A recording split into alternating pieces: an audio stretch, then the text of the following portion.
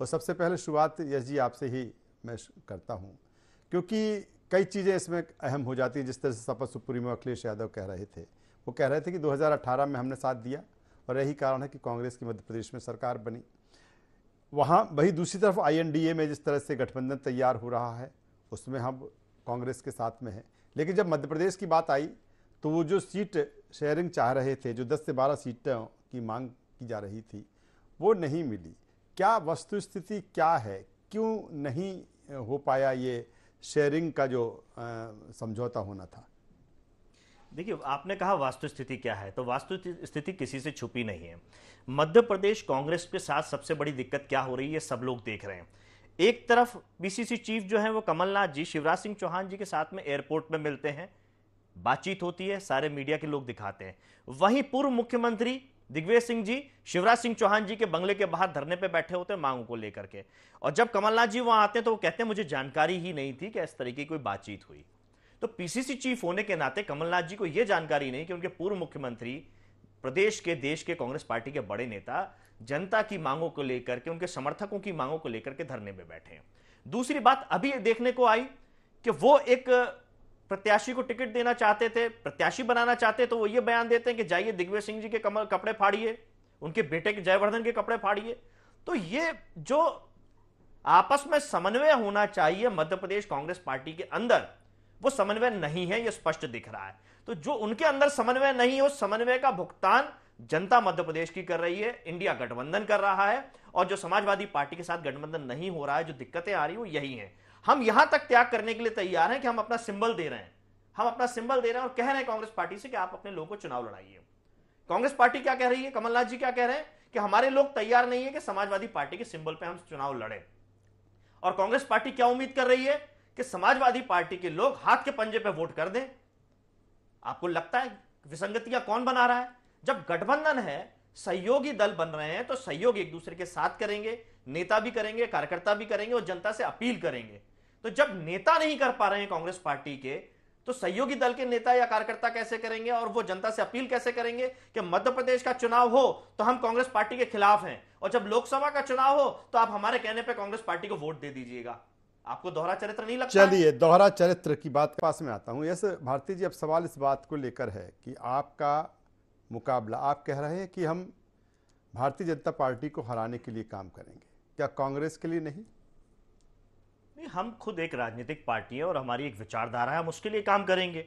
उस विचारधारा के माध्यम से हम चाहते थे कि अगर गठबंधन हो रहा है और भारतीय जनता पार्टी को रोकना चाहते हैं, सबकी मंशा एक है, कॉमन मिनिमम प्रोग्राम ये है कि जनहित के फैसले हों, तो उसके साथ में हम थे।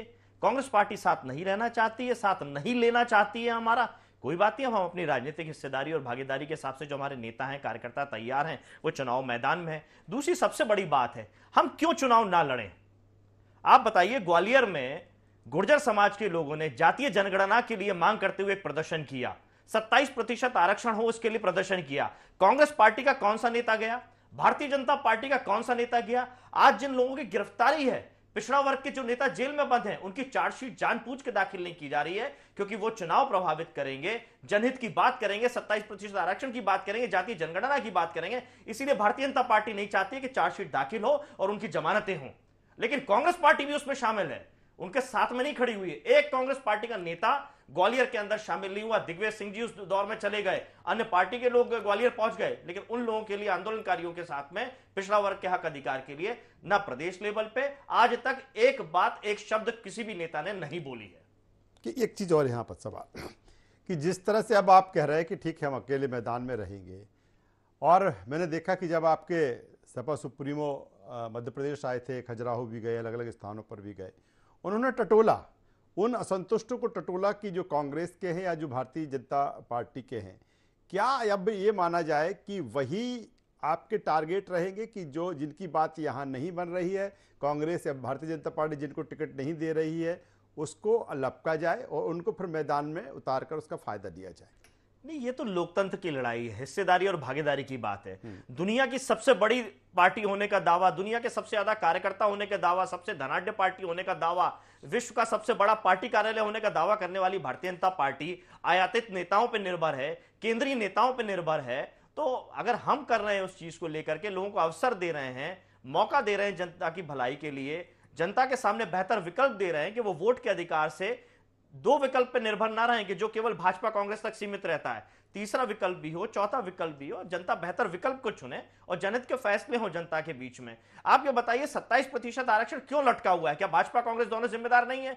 जो चीज विधानसभा से पारित हो गई, कोर्ट में क्यों आंकड़े भारतीय जनता पार्टी नहीं दे पा रही है? ये किसकी फेलियर है? चाहे केंद्र की बात हो चाहे राज्य की बात हो, दावे तो डबल इंजन की सरकार के होते हैं, लेकिन जब काम करने पड़ते हैं, धरातल पे परिणाम देने होते हैं, तो इनकी हवा निकल जाती है। चलिए, लोग जाति का जो बेमनस फैलाना चाहते हैं, आज ये उस बात को कह रहे हैं। आप बोल दीजिए जातीय जनगणना के खिलाफ है, 27% आरक्षण के खिलाफ है, हम 27% आरक्षण नहीं देंगे, बोल दीजिए, खत्म करिए बात को। और समाजवादी आप सब लोग खिलाफ हैं, हम तो उसको काम कर रहे हैं, हम सुप्रीम कोर्ट में दे दिया क्या आपने?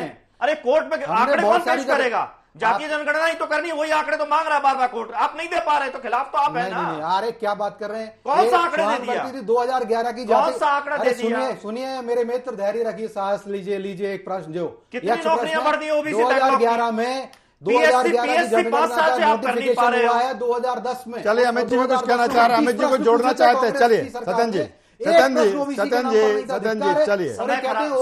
चलिए चुनाव है मैदान में, मैं छोटा सा अमित जी छोटा सा कमेंट से लूंगा। एक यश जी से मेरा सवाल है, यश जी जिस तरह से अखिलेश जी जिस तरह से कह रहे थे कि 2018 में किस तरह से आपके विधायक लेकर कांग्रेस ने सरकार बनाई, फिर आपके विधायक भारतीय जनता पार्टी में जाकर शामिल हो गए, कहीं ना कहीं एक जो प्रदेश नेतृत्व आपका होना चाहिए मध्य प्रदेश में, क्या वो संगठनात्मक स्तर पर वो नहीं है? इस तरह से चीजें हो रही हैं, ये ऐन वक्त पर चुनाव के वक्त में सपा सुप्रीमो अखिलेश यादव आते हैं, फिर इसकी एक व्यूहरचना रचते हैं, वो चुनाव लड़ते हैं, फिर स्थिति इस तरह से निर्मित होती है। राजेश जी आपके सवाल में जवाब है, आप तो हमारे एक की बात कर रहे हैं, कांग्रेस पार्टी के तो 20-20, 22-22 ले लिए गए।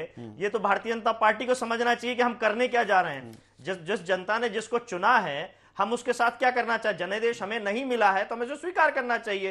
एक तरफ भारतीय जनता पार्टी के नेता अटल बिहारी वाजपेयी, मैं चिमटे से भी ऐसी सरकार को नहीं चुनूंगा, और चिमटा तो छोड़िए, ये तो सब कढ़ाई बेला बर्तन सब लेकर के चढ़ जाते हैं, हमें कैसे सत्ता में आना है उसके लिए काम करने। चलिए वक्त की कमी है, तीनों मेहमानों का यहाँ पर वक्त की कमी है, तीनों मेहमानों का यहाँ पर मैं धन्यवाद करता हूँ, शुक्रिया करता हूँ।